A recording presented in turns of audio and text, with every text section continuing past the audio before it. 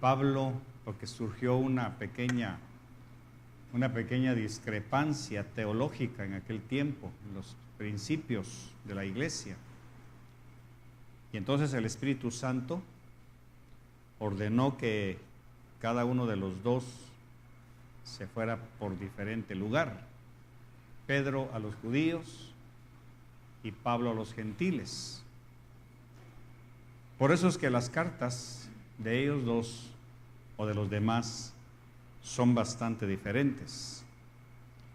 Las cartas más profundas son las de Pablo, porque Pablo le está escribiendo a los gentiles, que en aquel tiempo eran los griegos, eran los hititas, eran una serie de tribus fuera de Israel que se estaban convirtiendo al Señor, aceptando el Evangelio de Jesucristo.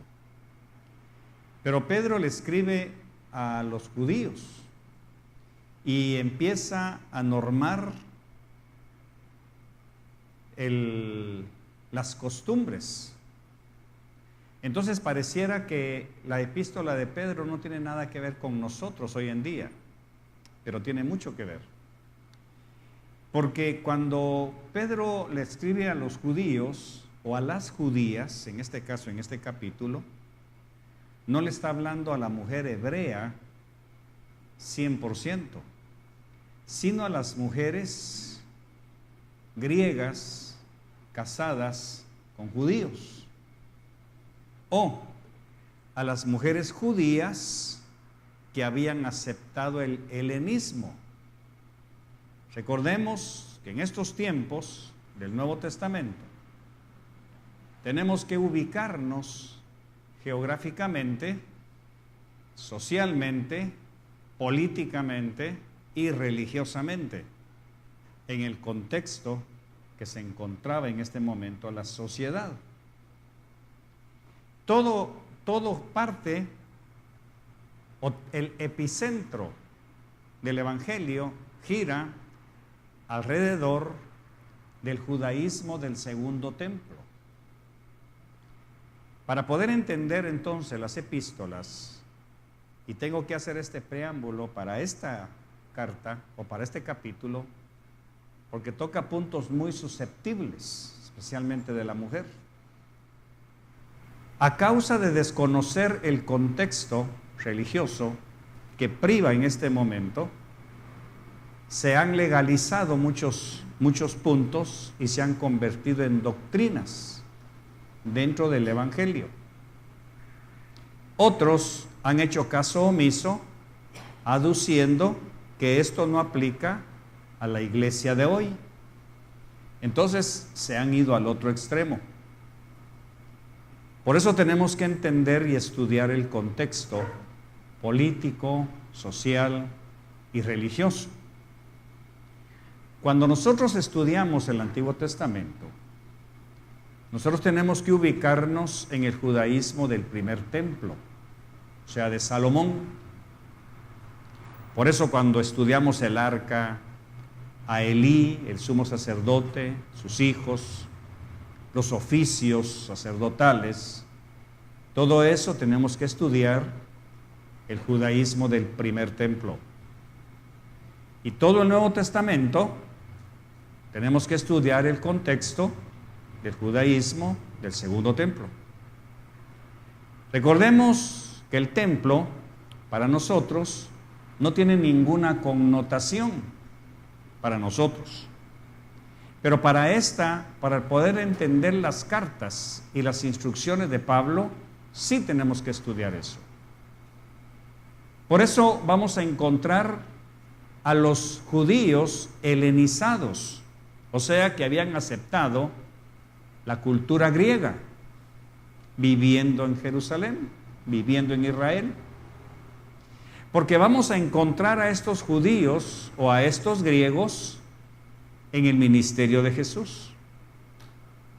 Por ejemplo, en Hechos encontramos a unos griegos reclamando que por qué a sus viudas no se les atendía igual, al mismo nivel que a las viudas hebreas.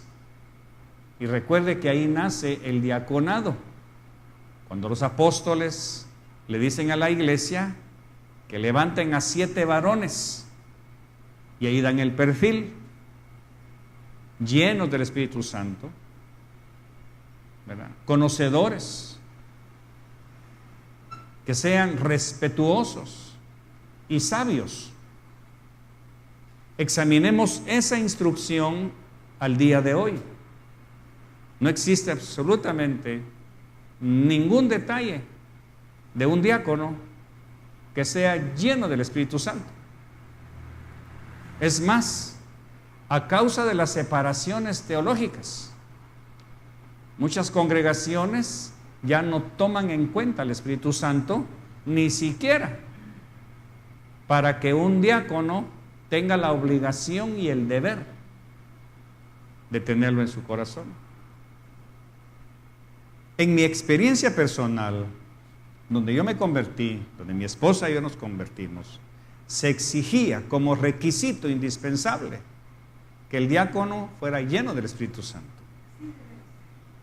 Y eso no ha cambiado. El problema son las separaciones teológicas.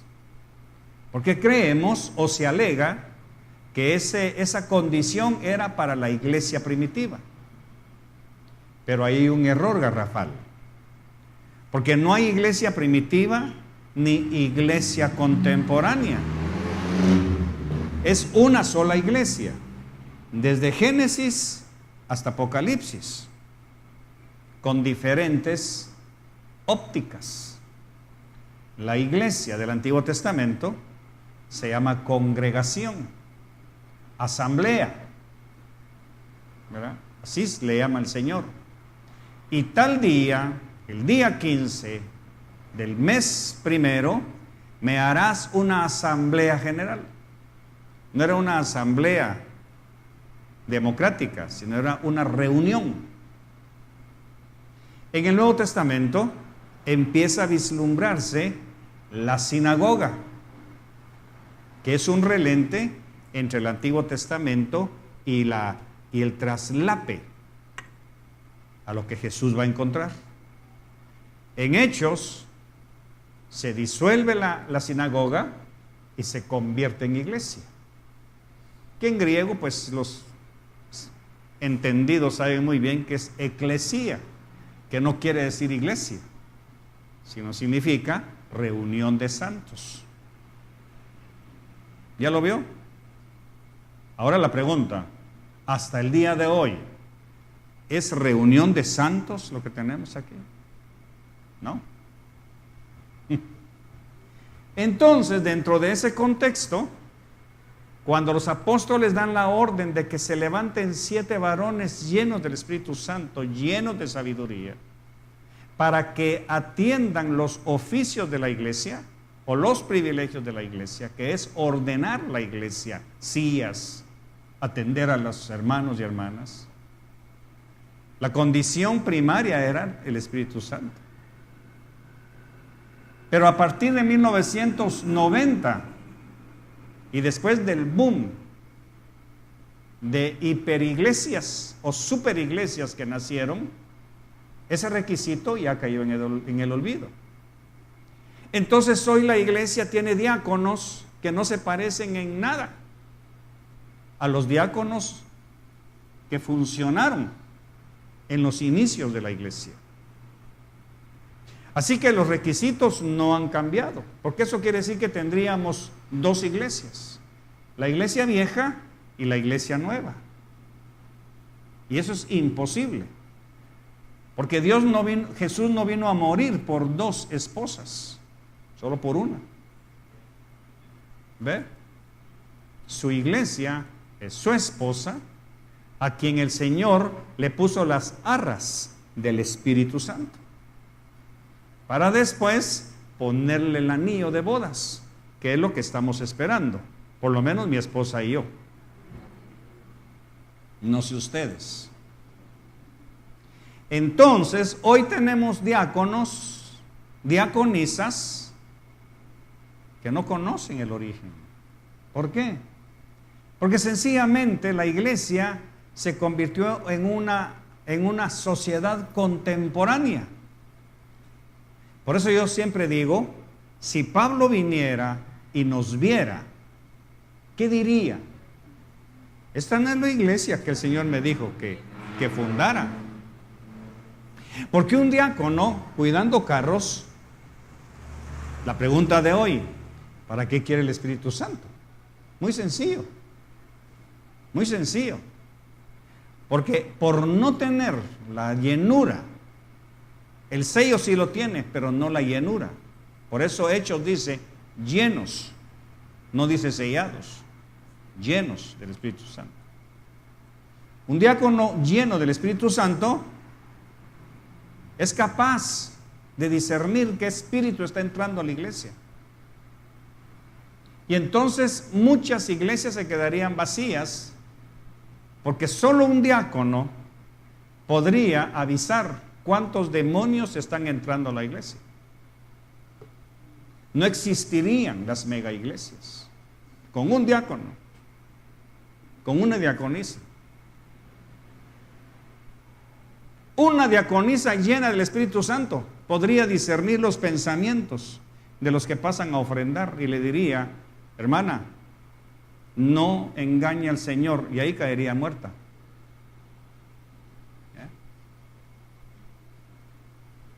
Entonces, lógicamente, todo eso ha pasado. Pero vienen tiempos en que el Señor va a reavivar, o sea, cuando venga el último gran avivamiento. Va a empezar a repartir nuevamente los dones del Espíritu Santo. Porque una iglesia sin Espíritu Santo es una iglesia muerta.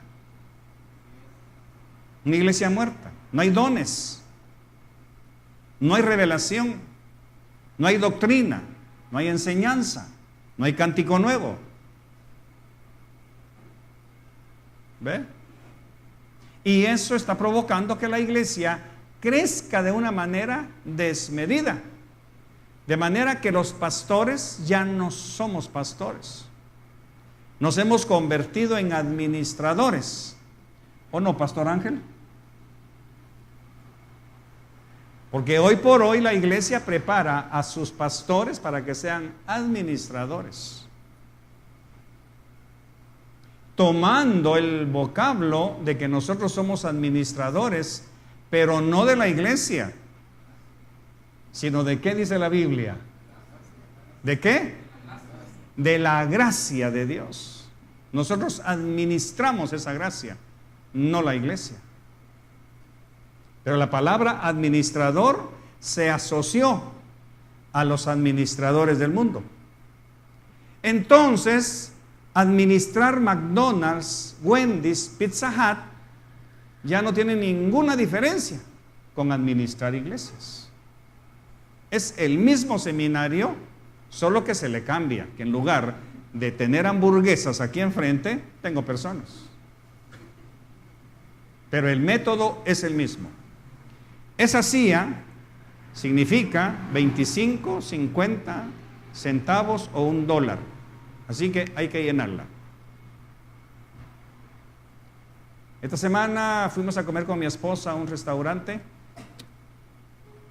y comimos rápido. Quizás tenías mucha hambre. Era domingo, no aguantábamos el hambre y de aquí nos fuimos a comer y toda la cosa. El asunto es que terminamos rápido. Y uno de los capitanes nos dice: ¿qué pasó, pastor? ¿Por qué se van tan rápido? Porque ya comimos, le dije yo. Además, esa mesa tiene que quedar vacía para que siga generando. Eso sí tienes razón, me dijo. Muchas gracias. Porque mientras más rápido se vacíe la mesa, más rotación de clientes hay. Mientras más rápido se vayan ustedes y venga el otro grupo, más rotación de finanzas hay. Entonces la iglesia se ha convertido en una franquicia, en donde hay que entregar cuentas, en donde el supervisor viene a ver por qué hay tanta silla vacía. Usted no está funcionando como administrador. En este caso, a mí me hubieran despedido hace mucho tiempo, si esto fuera franquicia. ¿Por qué le hablo de esto? Porque Pedro dice en el capítulo 3, verso 1, asimismo vosotras mujeres estad sujetas a vuestros maridos, del modo que si alguno de ellos son desobedientes a la palabra, puedan ser ganados sin palabra alguna por la conducta de sus mujeres, al observar vuestra conducta casta y respetuosa. Está hablando con mujeres que por haber aceptado sus esposos el helenismo, cambiaron el espíritu de su mente. Y en lugar de ser mujeres judías 100%, se desviaron en su cultura y absorbieron cultura griega. Y la cultura griega estaba muy lejos, o sigue estando muy lejos, de la ética, no cristiana ni evangélica, sino de la ética de la mujer según el modelo de Dios. En donde la moral y las buenas costumbres eran el sello de la mujer. La mujer hebrea nunca usaba velos. Al decir velo, no estamos hablando de madrileña. Estamos hablando de ropa vaporosa que dejaban ver los hombros o ciertas partes del cuerpo. Porque para la mujer hebrea, el cuerpo femenino era propiedad exclusiva de su esposo. Para la mujer griega, el cuerpo había que mostrarlo porque era un accesorio de belleza. Y entonces usaban escotes, lo que hoy se llaman escotes, usaban velos, usaban peinados, en donde se ponían diademas. Alfileres no son esos que usan los sastres, eran unos ganchos que se los metían, unas cosas de oro y de plata, que se los metían en el pelo para que cuando salían a la luz del sol les brillaban. Era una parafernalia muy preciosa, pero inapropiada cuando se juntaban dos mujeres de diferente cultura, una judía muy sobria y una griega muy voluptuosa. ¿Me estoy explicando? Entonces Pedro, cuando observa eso, dice: mujeres, estad sujetas. Ahora, ¿por qué le tiene que decir a una mujer judía que esté sujeta? Porque a causa de haber absorbido la cultura helénica, la cultura griega, también imitó la conducta rebelde y libertina de las griegas. Eso es lo que tenemos hoy. Por eso esta epístola no es para la iglesia primitiva, es para hoy. Porque la misma Biblia dice que toda escritura es útil. No dice que fue útil, es útil para instruir, redarguir y exhortar. Es útil. Entonces, lógicamente, estas mujeres habían empezado a derivar en un feminismo de rebeldía. Ya no se estaban sujetando a sus maridos. Y como los esposos no habían aceptado a Jesús, porque tenían ya lavado el cerebro, por así decirlo, habían sido influenciados por la cultura griega, para ellos era más fácil adorar a los dioses griegos que adorar a un hombre llamado Jesús. Entonces muchas de ellas que se habían convertido al evangelio tenían esposos que no aceptan a un nazareno, a un carpintero. Porque ¿cómo voy a aceptar a un carpintero si yo soy griego? ¿Ve? Choca eso con su cultura. Es como querer traer a un diputado o a un gnóstico grado 33 a esto. Imposible. Ustedes están locos. ¿Ve? Igual, traer a un judío convertido al helenismo, en donde el helenismo era élite, traerlo a una congregación. No, chocaba. Hasta el día de hoy, muchos nos tienen a nosotros los evangélicos como escandalosos, como ignorantes, como que lavamos el cerebro y terminan diciendo la famosa burla, es que el pastor los está esquilmando, no sean tontitos, solo que con otras palabras, ¿verdad? O que les está quitando su dinero, porque creen que el rebaño es un grupo de personas ignorantes. Eso es lo que ellos creen. Y entonces tienen al evangélico.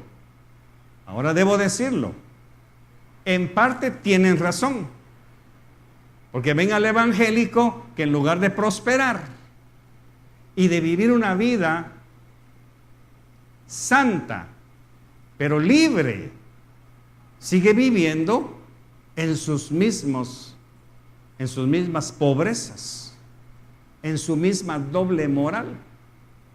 Ellos tienen razón, porque nosotros mismos les hemos dado razón. Vamos a verlo aquí. Entonces Pedro le dice, para que cuando sus maridos observen vuestra conducta casta y respetuosa, se conviertan al Señor. Quiere decir que la mujer es un baluarte importantísimo en la conversión de su casa. Por eso sabemos y lo enseñamos que quien pone la moral en el hogar es la mujer. Una mujer inmoralmente vestida va a producir hijas inmorales. Hace poco estábamos en un centro comercial con mi esposa y entró una señora, por lo menos unos 50 años, más, como 50 años,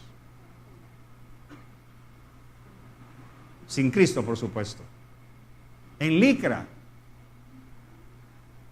y andaba con su hija de 17, 19 años, qué sé yo. Entonces uno la mira y dice ¿qué está pasando con nuestra sociedad? ¿Qué está haciendo esta señora al mediodía en licra, con la edad que tiene? No está ubicada en lo que es. ¿Pero qué nos importa a ella? Nos importan las hermanas, que al llegar a su casa se quitan su uniforme evangélico y se ponen licra.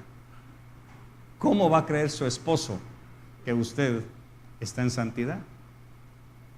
¿Cómo van a creer sus hijos que usted está en santidad si tiene ropa para la iglesia y ropa para la casa? No hay una definición. Y por favor, no me venga con que hay mucho calor porque usted es salvadoreño.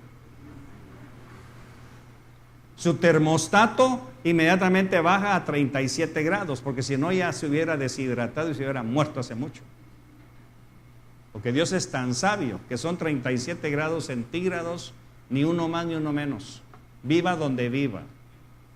Si se va a la Siberia, que hay 30, 25 grados bajo cero, su termostato le sube a 37 grados. Eso es todo. Entonces Pedro pone el dedo en esa llaga. Y sigue diciendo, verso 3, y que vuestro adorno no sea externo. 2 puntos. No sé si tiene 2 puntos. Sí. Peinados ostentosos.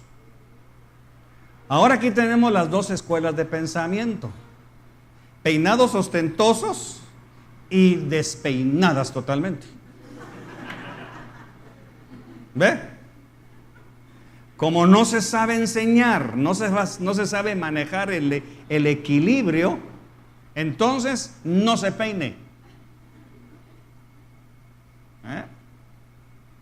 Y entonces el hombre que se enamoró de ella empieza a ver que por convertirse a Cristo, en lugar de ponerse más bonita, se puso.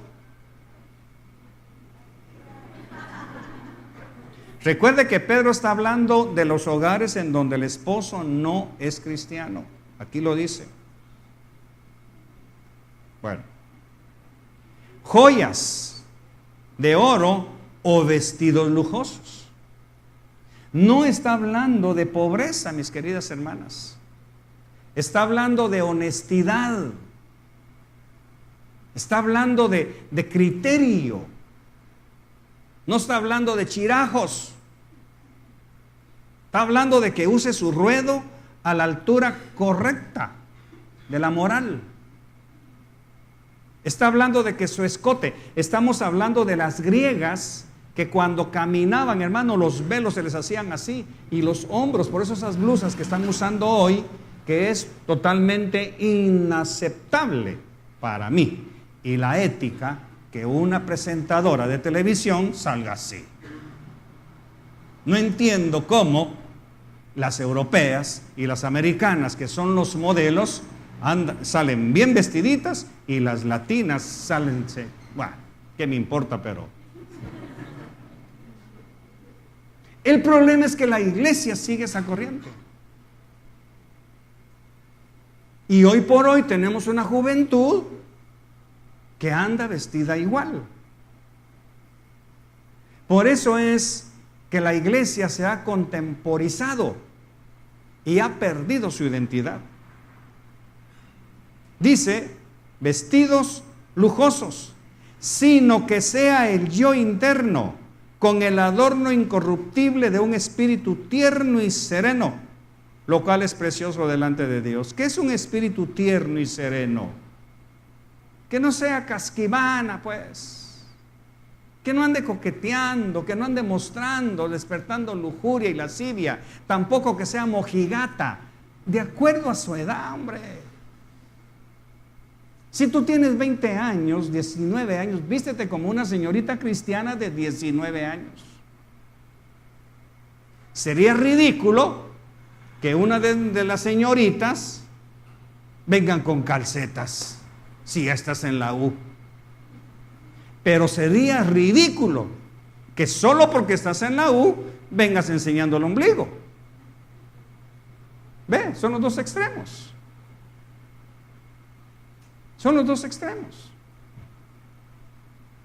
Por eso, esposos, ustedes tienen que instruir a sus esposas. Arréglate, ponte bonita. Muéstrale a la cuadra donde vivimos que las cristianas. Pero ahora nos vamos al otro extremo. Van a Grecia, van a los griegos, copian, ¿sí? Y se ponen un color rojo, verde, amarillo. ¿Por qué no le preguntan al Espíritu Santo, ¿te gusta cómo me veo, Señor? ¿Te gusta cómo estoy peinada? Y algo aquí adentro le va a decir, mis hijas no se peinan así. Aquí está. ¿Ve? El otro extremo. Hay que ir a la iglesia. Se agarran un chongo y se meten un lápiz. ¿Esto? Ahora póngame a alguien allá afuera que solo ande viendo la mosca. En la evangélica, ¿qué va a decir?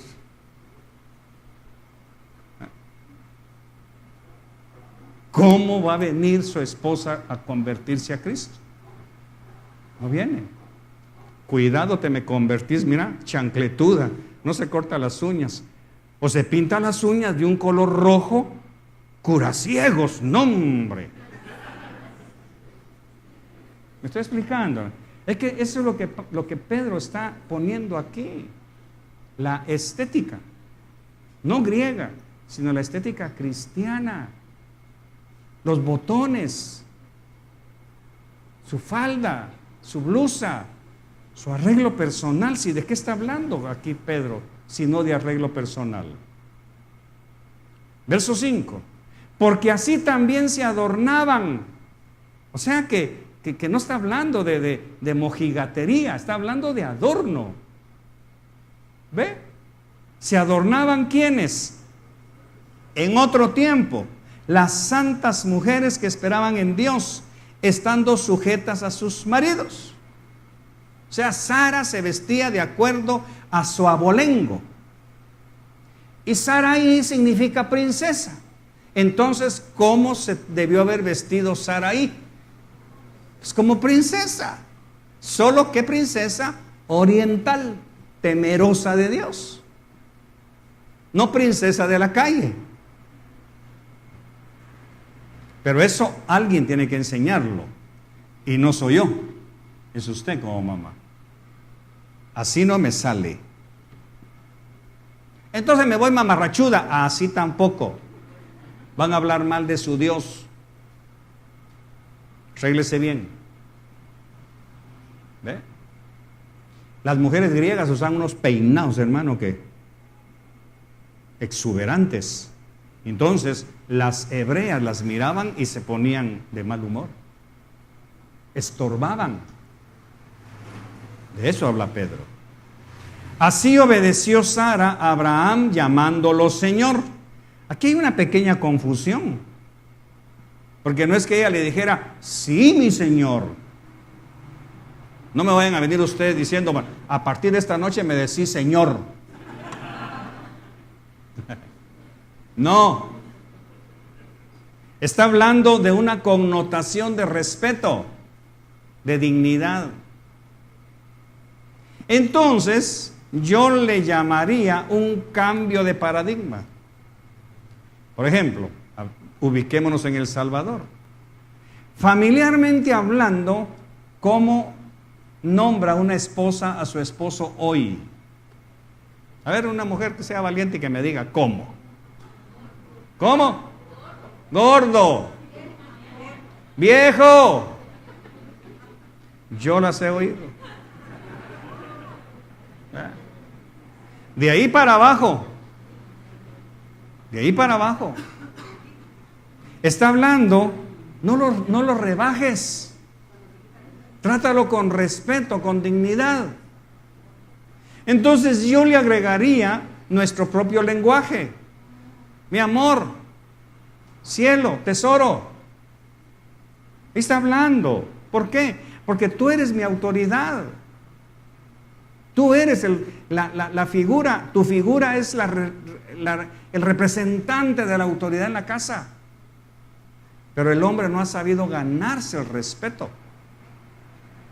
sino que ha provocado que sus esposas les falten el respeto aún en la manera de hablarles.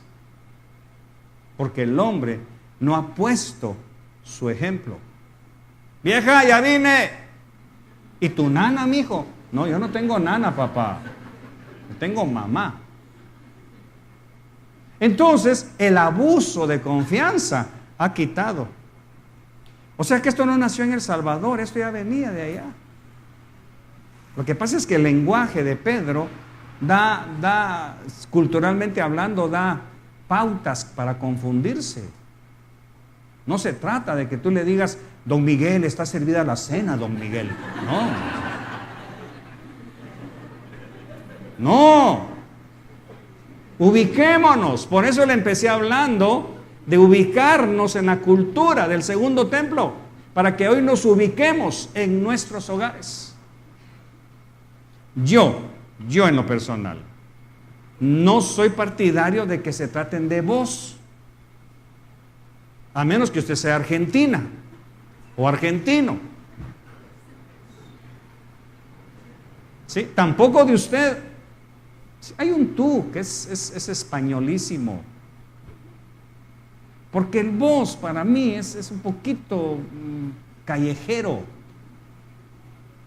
Para mí. Pero si usted quiere usarlo, hágalo. Pero termine ese ciclo, bueno, sigamos.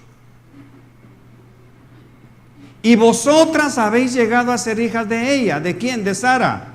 Si hacéis el bien y no estáis amedrentadas por ningún temor. O sea que llamarle Señor a su esposo está hablando de que no sea por temor ni por miedo, sino que sea una palabra, una frase de respeto. 7. Ahora viene con los hombres. Y vosotros maridos igualmente convivid. No dice vivid,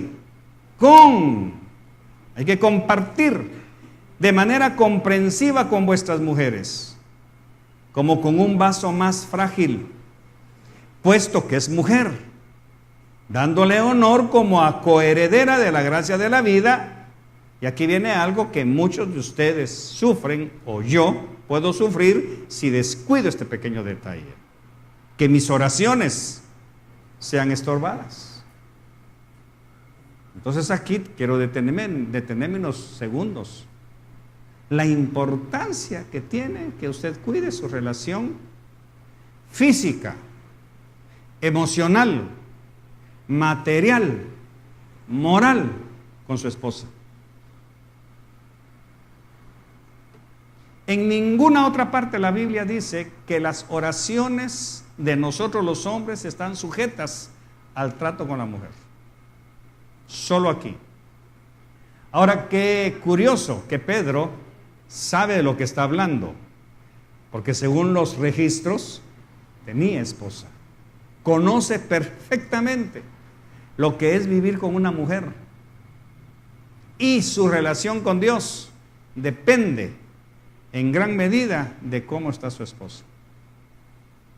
Aquí es en donde nuestro ministerio se ha enfocado durante 30 y pico de años y 10 y pico de años aquí en El Salvador, de enseñarle a los hombres que tus finanzas, tu solvencia, tus milagros dependen en gran medida de cómo estés tratando a la mujer que comparte tu vida.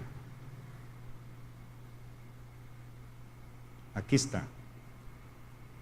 Para que vuestras oraciones, fulano de tal, no sean estorbadas. Así que no le demos vueltas al desempleo. Pastor, no me sale chance. Muy bien, ¿cómo estás con tu esposa? ¿Por qué Dios no te escucha?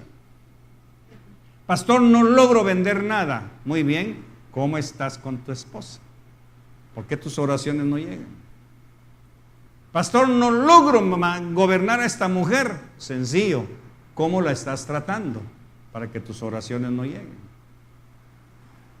Pastor, no hay modo que despegue el ministerio. Muy fácil, ¿cómo estás tratando a tu esposa? Porque Dios no te responde. Ahora esto lógicamente es un gancho al hígado del hombre. Como hablábamos el lunes con los hombres, porque el hombre ha sido mal enseñado desde chiquito a ser un servido por la mujer. El axioma empieza: hey, tú, atiende a tu hermanito. Entonces la mujer viene siendo estigmatizada y viene siendo calcada para que sea una servidora del hombre desde temprana edad, 7, 8, 9, 10 años. Atiende a tu hermano. Ahí te encargo a tu hermano. Llega a los 19 años y sigue cuidando al hermano. Se casa y sigue cuidando al hombre. ¿Y ahí a quién la va a servir? Y resulta que Pedro dice que la mujer es coheredera. O sea, está al mismo nivel de herencia del hombre. Pero a causa del estigma que ustedes han sufrido desde niñas, han crecido con la idea de que ustedes son personas de segunda clase. Y viene el Espíritu Santo, inspira a Pedro y las levanta por sobre el hombre religioso y machista. Lo levanta.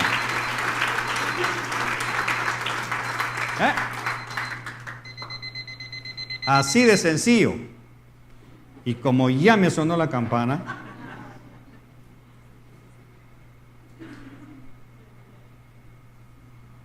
vamos a dejarlo ahí. Como dicen en el ring de box, ¿verdad? Te salvó el timbre.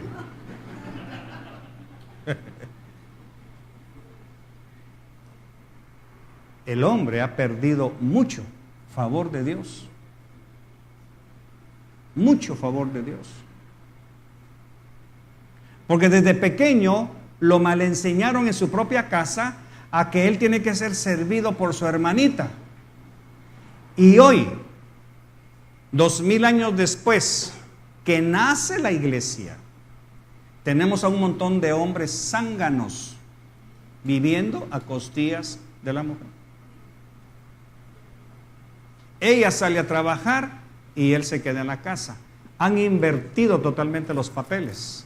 Ahora, explíqueme, Pastor Omar, cómo Dios va a oír a un hombre que no está cumpliendo su asignación de ser jefe de casa, cabeza de hogar, director de su familia, representante de Cristo, sacerdote de su familia. ¿Cómo te va a oír, mi hermano? Imposible. Eso sería como que Dios haga a un lado su palabra y que como Él es bueno y estamos bajo la gracia, abusemos. No. En pocos segundos, ¿qué es la gracia? Es un don inmerecido. Gracia es un regalo que ni usted ni yo merecemos. Eso es gracia. No es licencia para abusar de la mujer. Y el problema, mis queridas mujeres, es que ustedes, por no conocer esto, han permitido que sus hombres las conviertan en alfombras y pasan por sobre su valor, por sobre su vida, por sobre su feminidad, porque el hombre ha llegado tan bajo en su relación con la mujer que él puede darse el lujo de andar en la calle a cualquier hora y con quien le da la gana, pero a ella la tiene presa en una jaula de oro. Compran un carro con la ayuda de ella y quien lo maneja es él. ¿Será que puedo usar el carro? ¿Y entonces en qué me voy a trabajar? ¿Y los $1,500 que ella puso para comprar el carro? O sea que ella sí que se venga a pie con los tacones, con las ampollas. O sea que él sí tiene carta blanca para fulear su carro y el de ella que mire cómo hace, que le ore a Dios. O la famosa frase, fin de mes, aquí tengo mi sueldo, yo pago la casa, vos pagás el resto.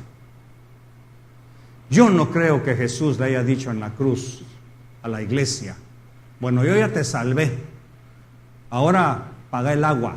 Yo no creo eso. Yo no creo eso. Por lo menos no es eso lo que me enseña a mí la palabra. Ahora le quiero preguntar, ¿quién metió eso en su mente? ¿Quién le metió a usted en su mente que usted paga el agua y su esposo paga la luz? Fíjate que no me alcanzó para pagar la luz. Ahí mira qué hacer. Yo ya pagué el agua. ¿De dónde lo trae? ¿Quiere que le diga de dónde? Del mundo griego que se metió a su casa. Por eso nuestro trabajo, pastores, tiene que ser sacar lo griego de esos corazones y que la mujer vuelva a ser lo que Dios hizo desde el principio. Por eso cuando le preguntaron, Jesús, Moisés les dijo que sí podían divorciarse. ¿Y qué dijo Jesús? Pero en el principio no era así. Jesús no se fue a Moisés, Jesús se fue antes de Moisés, en el principio. Y en el principio, mis queridas mujeres, ustedes no tenían nada que hacer fuera del huerto. En el principio Dios hizo a la mujer para que esté en el huerto. No tiene nada que ir a hacer fuera del huerto. Y en el huerto lo que tiene que hacer es cuidarlo, esperar a su hombre que anda venciendo obstáculos, que anda conquistando ciudades, que anda conquistando negocios. En aquel tiempo salía con su arco, agarraba al venado y no se lo llevaba a sus cheros a hacer un churrasco con cerveza y todo, no, se lo llevaba a Eva. Eva, casé esto, prepáralo. Es que yo estudié para, no me interesa qué has estudiado, aquí está el venado, prepáralo. Ahí está el problema. Que su papi y su mami la mandaron a la U para que otro sea quien haga las pupusas. Y no se lo enseñaron a usted. Y ahora viene un chapín a decirle que agarre su rollito de doctorado, de maestría, de licenciatura, de Spanglish y lo haga por un lado y que se ponga a tortear, mi querida.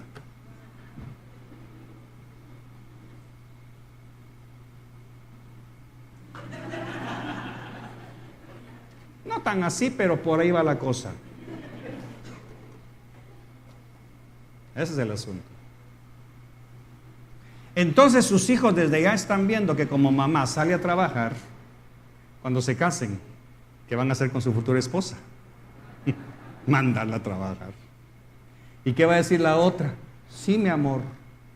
Y cuando vienen a una iglesia de ese corte, y si no te alcanza el sueldo, manda a trabajar a tu mujer. Ah, no, si habló Dios.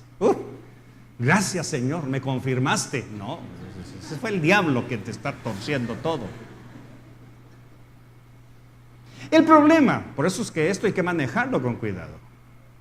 Yo se lo hago así, algo gracioso, pero espero que le esté dando este jarabe. Porque por eso es que los hombres no son responsables ni tienen autoridad en su casa. Porque toda la obligación de sostener la casa está sobre el hombre. Y toda la obligación de cuidar la casa está sobre la mujer. Para que cuando él llegue de la casa encuentre no un esperpento, con todo respeto, sino una mujer linda, preciosa, esperándolo. Con la mesa lista. Pregúntele a la mujer de Proverbios 31, no me cree a mí, pregúntele a ella. ¿A qué hora empezaba su día? Mínimo 5 de la mañana. Y no ha parado hasta que termina la noche. Ahora dígame, ¿quién trabaja más entonces? La mujer. Pero el otro se llena la bocota. ¿Y vos qué haces todo el día?